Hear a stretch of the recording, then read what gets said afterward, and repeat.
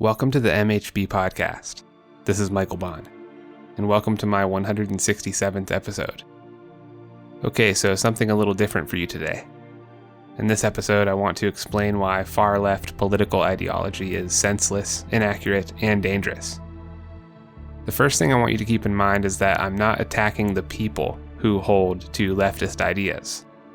I believe these people are made in the image of God and have infinite value, just like everyone else. I'm attacking the ideas of leftism, not the leftists themselves, even though sometimes the distinction will be hard to notice. It's also important to note this polemic is not targeted at classic liberalism, as I don't think classic liberalism is necessarily wrong, and I actually hold many classically liberal positions. But leftism is a whole different worldview. Leftism has more in common with fundamentalist religious extremism than it does with classical political persuasions. It is a cult which is founded on lies. These lies aren't your average everyday lies either. They're more like opposite truths or anti-truths. That's the main reason why leftism is so dangerous. It demands strict faith-based adherence to a worldview which in so many ways is the opposite of reality. It's like everyone in the group agrees to pretend the cup of poison is actually water, and then forces each other to drink it. I'm not going to ask you to abandon leftism in this episode. Rather, I want to sketch out the major ways in which it operates on falsehoods, then let you decide what to do with that information. The spirit which motivates leftism can be traced all the way back to the ancient days of Cain and Abel. Cain was among the first human actors to manifest a rejection of basic truth, a feigned sacrifice, a hatred of competence, and the murder of his own ideal. Cain pretended to give his best sacrifice to God, and when God rejected it, Cain doubled down on the lie. Cain lied to himself, about God, and about Abel. He lied about himself because he believed he wasn't responsible for his sacrifice being rejected. He lied about God because he believed only a tyrant could reject the sacrifice of a virtuous person like Cain. He lied about Abel because he believed Abel stole God's favor away from him. The delusional spirit which moved Cain to defy God and murder Abel is the same spirit which moves leftism today. Leftists pretend to contribute their best to society and scream oppression when their mediocrity is rejected. Leftists refuse to entertain the possibility their failures are a consequence of themselves being insufficient the way they are. They refuse to believe that the quality of their sacrifice could be the reason for their privation. Asking a leftist to change and further develop him or herself to become more competent is functionally equivalent to bigotry. Leftists convince themselves the system is the reason why they are rejected, and therefore conclude anyone who succeeds in such an oppressive system must be an oppressor him or herself. This demonizing of competence results in leftists seeking to excommunicate and ultimately murder any individual who achieves more than them. It never occurs to the leftist that a person's success results from the value he or she contributes to society. Rather, they insist anyone with wealth must have stolen it by way of unjust economic practices, or inherited it through birthright privilege. That kind of spirit goes all the way back to Cain. But leftism was given its most recent trappings by the French intellectuals Jacques Derrida and Michel Foucault. They did this by suggesting language itself could be deconstructed such that it no longer corresponds to objective reality. This is the anti-truth which makes up the beating heart of postmodernism. They claim there is no such thing as objective truth, so all speech is a form of posturing to advance the power of your group. The postmodernist would listen to this episode and say I'm jockeying for power on behalf of heterosexual white males. They would refuse to accept my reasoning, not on the merits of the reasoning, but by an a priori belief that my reasoning cannot possibly be motivated by a desire to understand the truth because truth doesn't exist. The weird thing about the postmodernist is that they disbelieve in the objective nature of truth while presupposing the objective nature of power. I think this betrays their core motivation. The postmodernist is willing to give power the privilege of objectivity because power is what they are seeking. The postmodernist believes all conversation is an effort to garner power because the lust for power is what motivates their own deconstructionist viewpoint. It's a form of psychological projection. At best, the postmodernists are wrong. At worst, they know they're wrong and they're lying about it. You can tell this about them because they don't treat their own lives as if objective reality is an illusion. You don't see them jumping off of buildings on the faith-based presupposition that gravity is merely a social construction. They claim there are an infinite number of valid ways to walk through life, but most of them don't walk through their own lives as if this is true. Most of them approach life as if there are a set of objective rules which exist outside of social construction, which must be conformed to in order to maintain well-being. They understand the objective reality that we all need food, water, shelter, and relationships in order to thrive. They accept that we need to maintain these things across time in order to ground our well-being on a stable foundation. In order to accept these claims, the postmodernist is forced to walk a very narrow path through life and abandon the near infinite number of paths which would undermine these needs. The fact that they capitulate on this point and are willing to walk this path is proof positive that they either know their philosophy is wrong and are lying about it, or they're just badly confused about the nature of reality. The postmodernist acts as if there are objective truths about reality, which they must conform to in order to maintain their own well-being, and the well-being of their loved ones across time, all the while repeating the pablum of a philosophy which claims objective truth doesn't exist. Deconstructing language and pretending to ignore necessary context while not actually ignoring it in their own lives is one of the anti-truths of leftism. The next anti-truth of leftism is the idea that each individual is fundamentally associated with his or her group identity. In the eyes of the leftist, I'm not Michael Bond, a unique individual made in the image of God with my own unique thoughts, free will, and opinions. Rather, I'm a straight white male who is merely a mouthpiece for my group identity.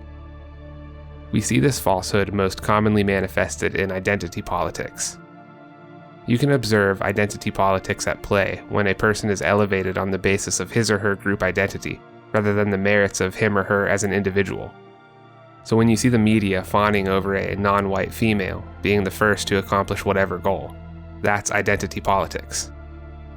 Leftism suggests your skin color is preeminent over your character, experience, personality, opinions, and all the other rich elements which make up who you are as a person.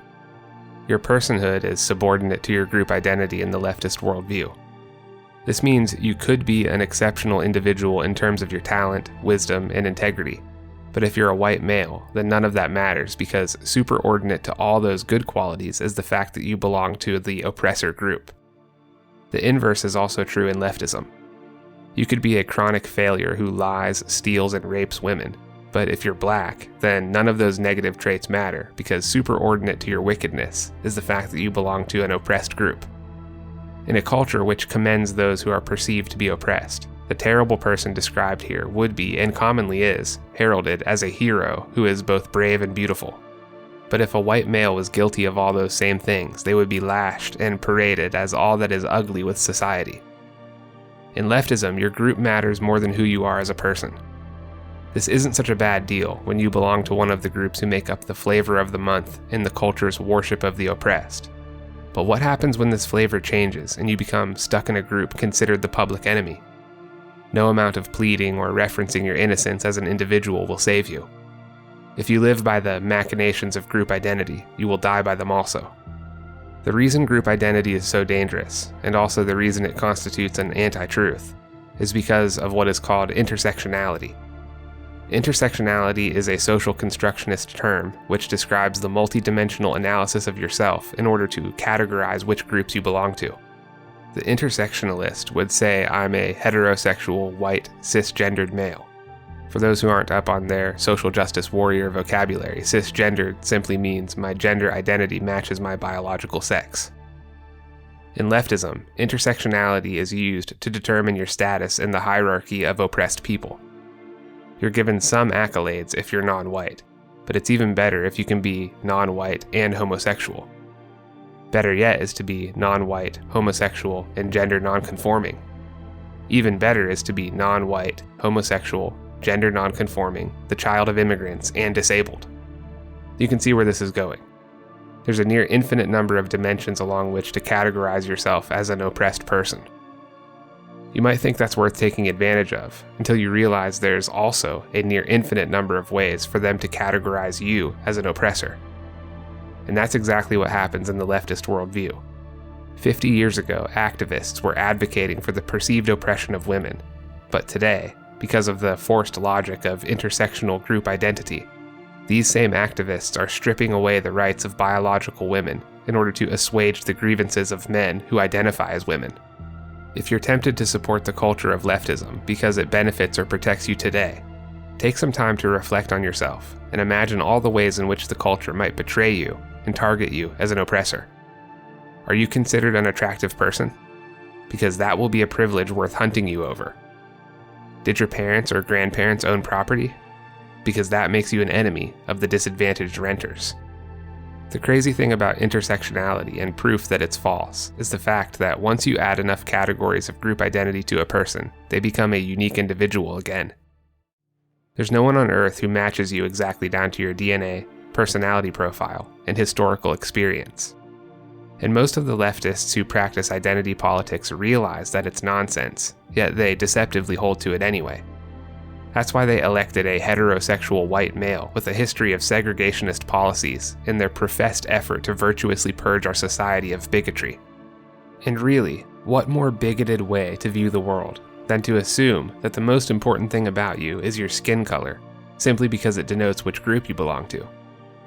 They only care about group identity when it's advantageous for them to care about it. This intellectual inconsistency is yet further evidence that group identity is antithetical to the truth that you are a unique individual. This inconsistency proves that leftists understand viewing your group identity as paramount doesn't make any sense in reality. As if we haven't devastated this argument enough, just ask yourself what an identity politics acolyte would do in the event that he or she needed heart surgery. Imagine a situation where this person has to choose between two surgeons to perform the surgery. One surgeon has a track record of 10,000 successful operations, but he's white and he voted for Trump. The other surgeon is fresh out of med school, but he ticks all the intersectional boxes of oppressed virtue.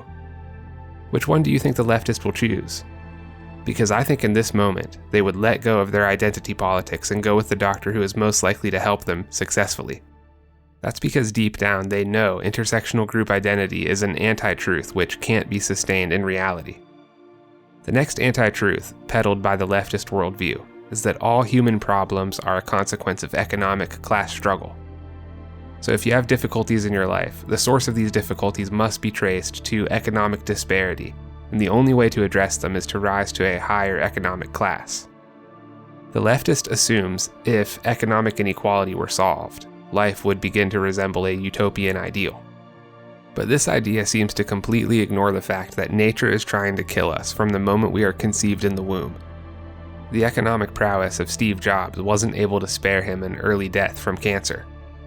The amount of money in your bank won't save you from the psychological trauma which comes from encountering the evil of a rapist. The bodies of rich people decompose just the same as those of the poor. People of tremendous wealth are still guaranteed death and are likely to endure the loss of loved ones just the same as the poor. A viral infection doesn't discriminate on the basis of income inequality. Predators and natural disasters care nothing of which economic class you belong to. The leftist idea that income inequality is humanity's greatest problem is oversimplified, incorrect, and ignorant of the data.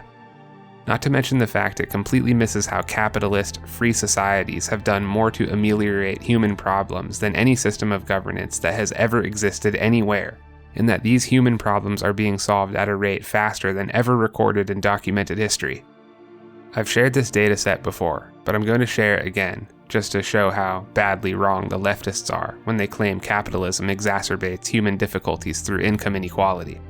This data comes from Dr. Steven Pinker's book, Enlightenment Now. In 2017, Americans killed each other at a rate of 5.3 per 100,000, had 7% of their citizens in poverty, and emitted 21 million tons of particulate matter and 4 million tons of sulfur dioxide. But 30 years ago, the homicide rate was 8.5 per 100,000, poverty rate was 12%, and we emitted 35 million tons of particulate matter and 20 million tons of sulfur dioxide. In 2017, the world had 12 ongoing wars, 60 autocracies, 10% of the world population in extreme poverty, and more than 10,000 nuclear weapons.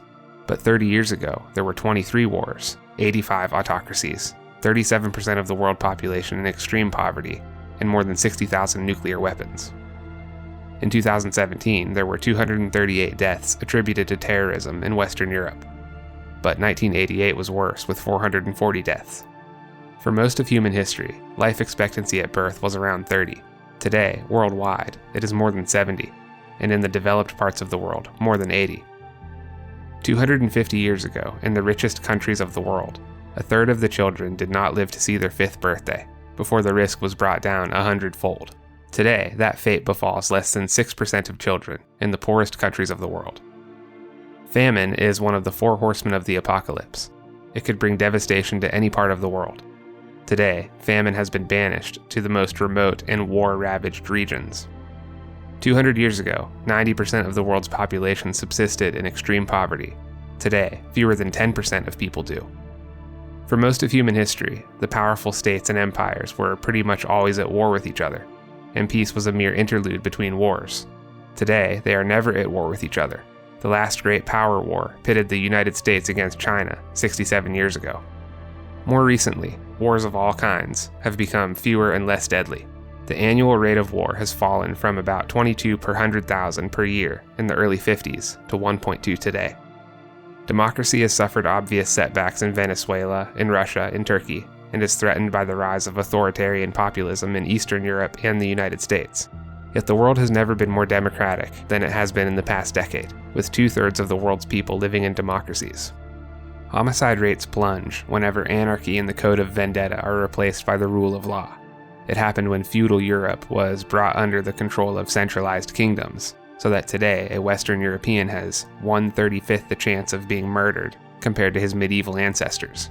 It happened again in colonial New England, again in the American Wild West when the sheriffs moved to town, and again in Mexico. Over the last century, we've become 96% less likely to be killed in a car crash, 88% less likely to be mowed down on the sidewalk, 99% less likely to die in a plane crash, 95% less likely to be killed on the job, 89% less likely to be killed by a drought, flood, wildfire, storm, volcano, landslide, earthquake, or meteor strike because of improvements in the resilience of our infrastructure. We are also 97% less likely to be killed by a bolt of lightning. Before the 17th century, no more than 15% of Europeans could read or write. Europe and the United States achieved universal literacy by the middle of the 20th century, and the rest of the world is catching up.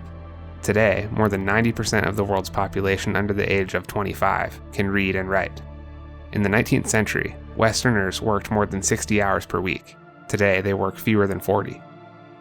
Thanks to the universal penetration of running water and electricity in the developed world, and the widespread adoption of washing machines, vacuum cleaners, refrigerators, dishwashers, stoves, and microwaves, the amount of our lives that we forfeit to housework has fallen from 60 hours per week to fewer than 15 hours per week.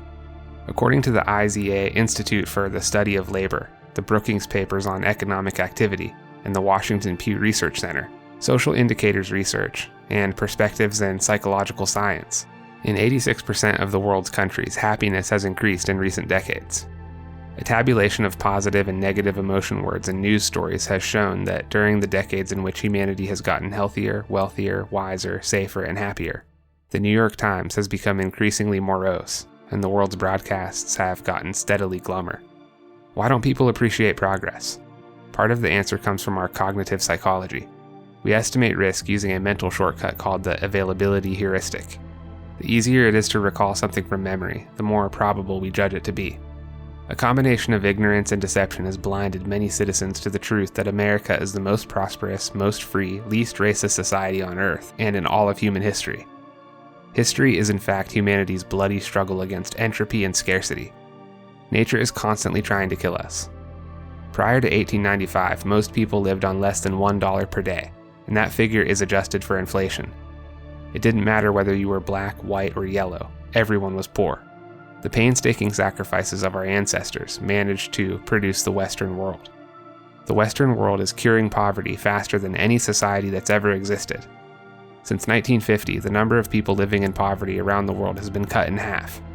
The measure of prosperity we've been able to produce by way of free market capitalism is nothing short of miraculous. It really can't be more obvious that American society is marvelous in comparison to virtually every civilization which has come before it.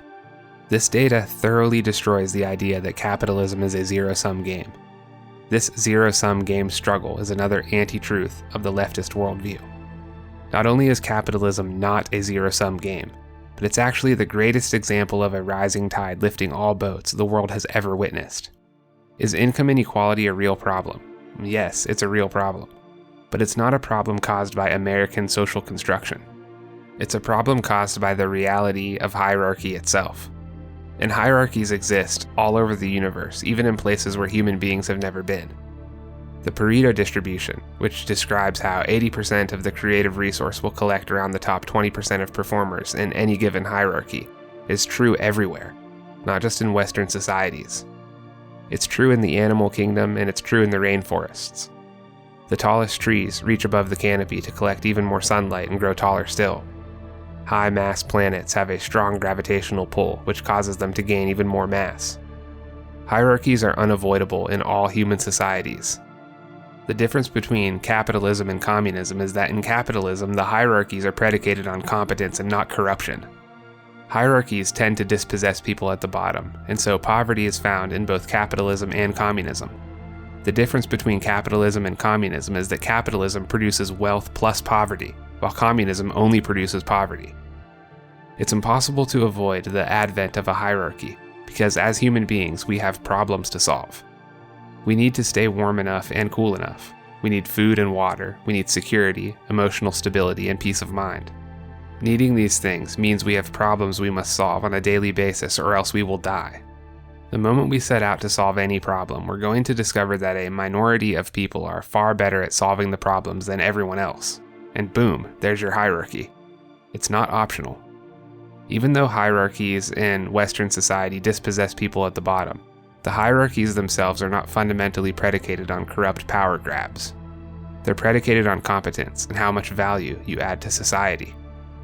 This is the only game we know of which produces safe, peaceful living conditions, and the leftists are doing all they can to convince young people there's no way they themselves can add value and ascend their own respective hierarchies, so they might as well tear them all down. This is why we have a whole generation of people who have never taken the time to learn a marketable skill, because they've been deceived into thinking their only hope for economic class mobility is to destroy the competent people above them. There's no attitude more dangerous to civil society than that, and it's a mirror image of the demonic spirit which possessed Cain in the Cain and Abel story. If huge swaths of the population are possessed by a murderous hatred of the rich, then why aren't they easy to identify, and why does the black hole of leftism pull in so many otherwise decent people?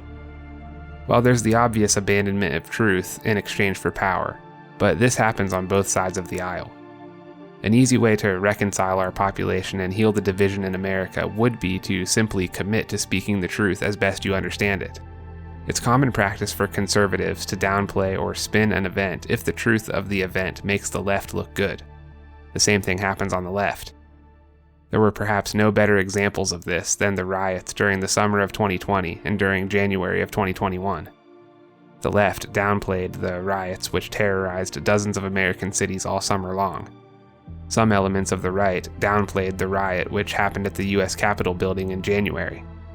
The truthful way of looking at these events would be to say both were unlawful riots and both occurrences have no justification and no place in civil society.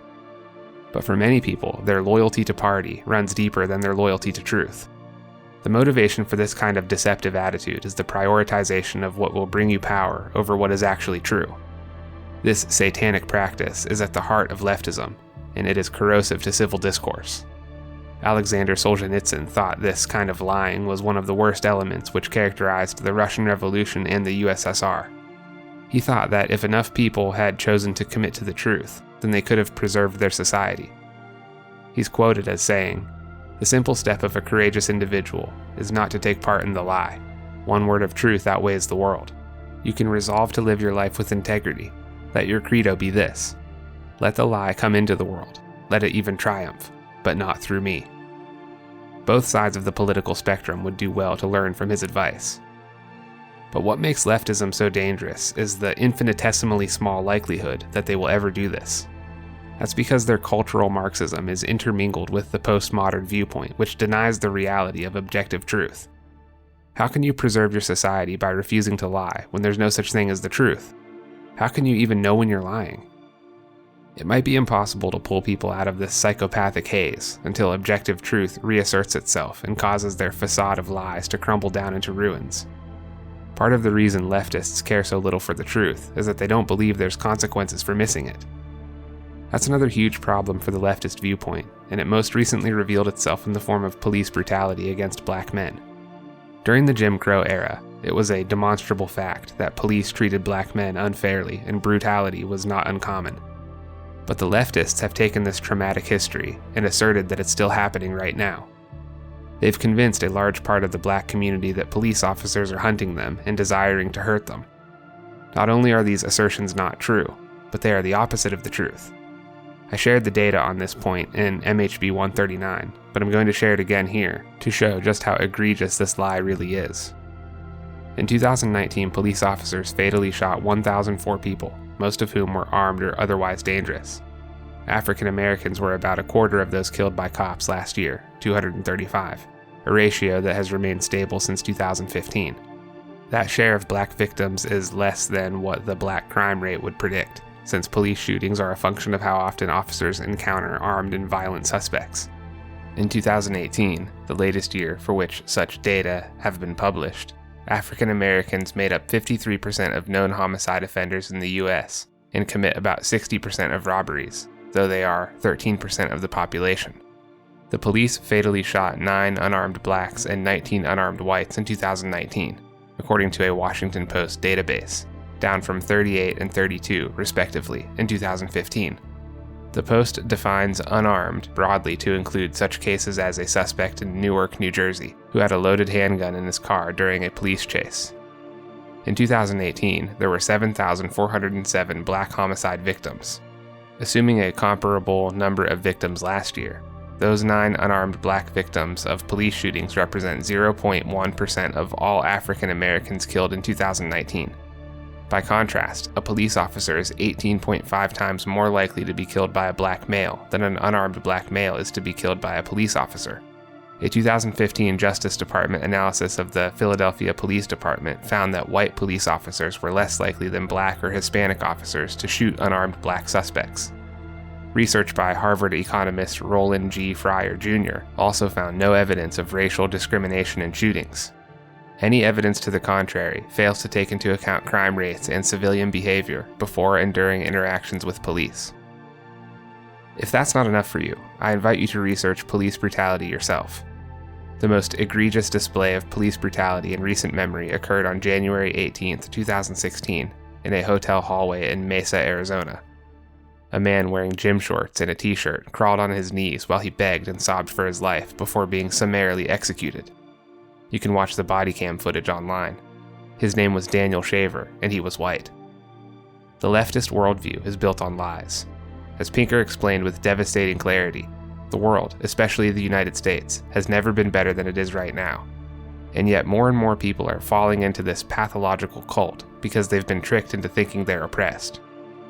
The only system of governance in history that's been able to produce unprecedented prosperity, equality, and freedom is the same system these unthinking people are revolting against.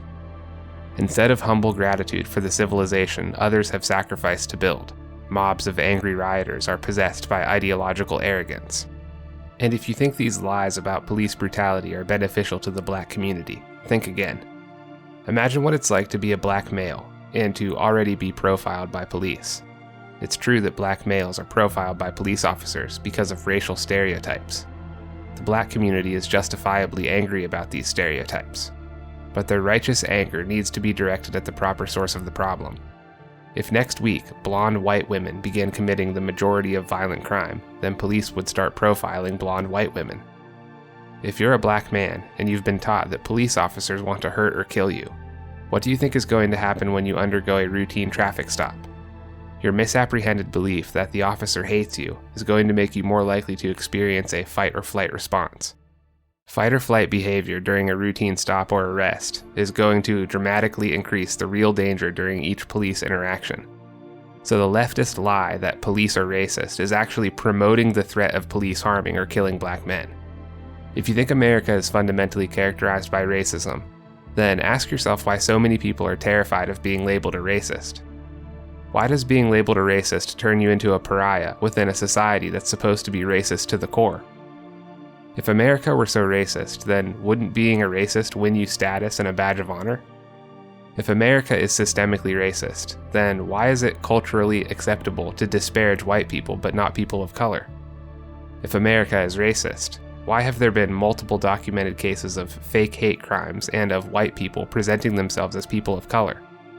Why do we have affirmative action laws written with the express purpose of benefiting people of color and not white people? Also, which end of the political spectrum has created a power platform, the existence of which is fueled by the so-called fight against racism? How would the left justify their vehicles of power if tomorrow America was no longer racist?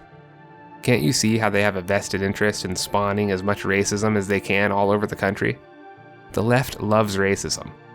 Perceived racism is a boon for priests of the leftist cult like Ibram X. Kendi, Nicole Hannah-Jones, and Robin DiAngelo, all of whom make huge sums of money peddling their anti-racist propaganda. Would they be happy if tomorrow there was no longer any need for their work, and no longer any money to be made from it? Critical race theory is another anti-truth of the leftist worldview, and it's not supported by the data at all. The critical race theorists point to black neighborhoods where chronic poverty is suffered at levels not seen in nearby communities and suggest this proves systemic racism. But it proves nothing in the way of systemic racism. To suggest black well-being is a one-to-one function of systemic racism is to say black people are a monolithic community with no free will, no opinions of their own, and no personal agency. I can hardly think of a perspective more racist than this denial of personhood the left advantageously adopts in view of black people. This attitude became painfully obvious when President Joe Biden suggested if you didn't vote for him, then you ain't black. The suffering neighborhoods do not prove systemic racism, but they do prove the existence of negative feedback loops, which are a consequence of historical systemic racism which was made illegal as far back as the 1970s. Postmodern neo-Marxists are using the suffering of black people who live in these negative feedback loops as a chess piece of virtue signaling to justify demonizing their political opposition, waging war on a free society, and undermining the American system of governance. In today's America, there's not a single law on the books which discriminates against people of color. The left refuses to define systemic racism because doing so would require them to point to the legislation, and the legislation doesn't exist. We do need to solve the negative feedback loops which plague black communities, but destroying the American system will do nothing to solve them and will only make things worse for everyone. There is no sympathy for the black community in the leftist worldview. Their suffering is being used as a means to an end in the left's effort to restructure American power dynamics. In reality, the most prevalent form of racism in American culture right now is racism against white people. White people are being commanded to repent of their so-called white privilege before any attempts are made to understand whether the individual actually lives a privileged life. Just a few days into the Biden presidency, the CDC was discussing whether or not to prioritize people of color with COVID vaccinations.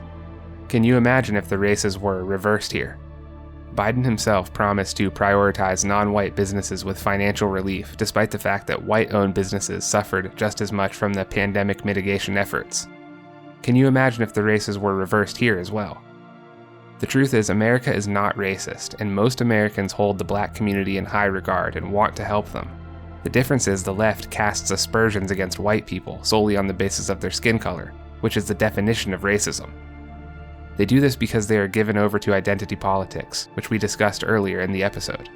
So I think there's a fair amount of psychological projection happening in the leftist worldview.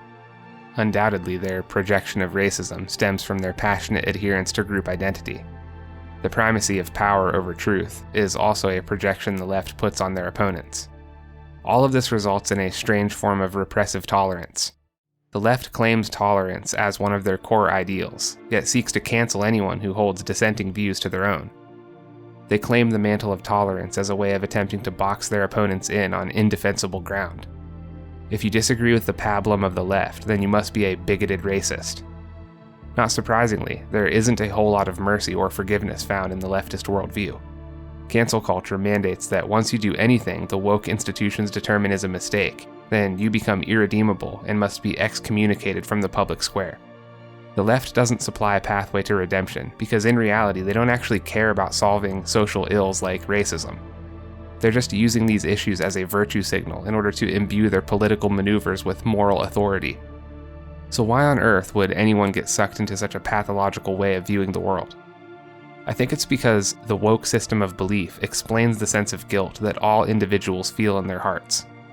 All human beings are saddled with the guilt of unrepentant sin until they turn to Jesus Christ for forgiveness. This sense of guilt, this feeling of not being enough, and the notion that there's something wrong with the world, follows people everywhere they go. Woke ideology explains the guilt by telling you you're a racist. It's also why so many young people are drawn to the virtue signaling associated with environmental causes. It's obvious that environmental policies such as the Paris Climate Accords aren't worth the paper they're written on, mostly because there's no enforcement of the policy. But it still feels good to say that you're trying to do something about it. It's an amelioration of the guilt. The same goes for the woke virtue signaling in responses to cases like the George Floyd incident. There was very little discussion of sensible policy reform targeted specifically at the Minneapolis Police Department. There was no insistence on the value of maintaining the precedent of due process. In other words, there was little at all in the way of making sure something like this wouldn't happen again in the future. There was just mindless rioting and protesting. Repeating the dictum of the woke cult and practicing pointless rituals in the name of defending those the culture determines to be oppressed is a fallacious attempt at atoning for the guilt of unrepentant sin. Otherwise well-meaning people feel guilty, and the woke priests tell them it's because they are racist and privileged. This explanation introduces a new generation of people to the doctrines of the radical left, and before long they are demonizing half the population in the name of compassion, love, and tolerance. There's no way of avoiding this kind of thing so long as people continue, deprived of a meaningful worldview, to give them purpose and explain the guilt they feel. Who they really need is Jesus.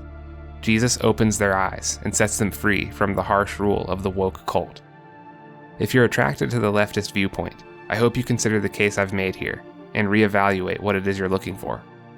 There exists a true and living God who loves you and wants a relationship with you.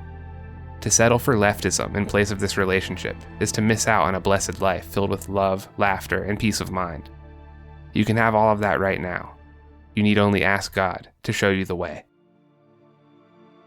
If you enjoy this podcast, please rate it on Apple Podcasts or wherever you listen to it. You can follow the MHB podcast on Facebook or Twitter at MHB Podcast.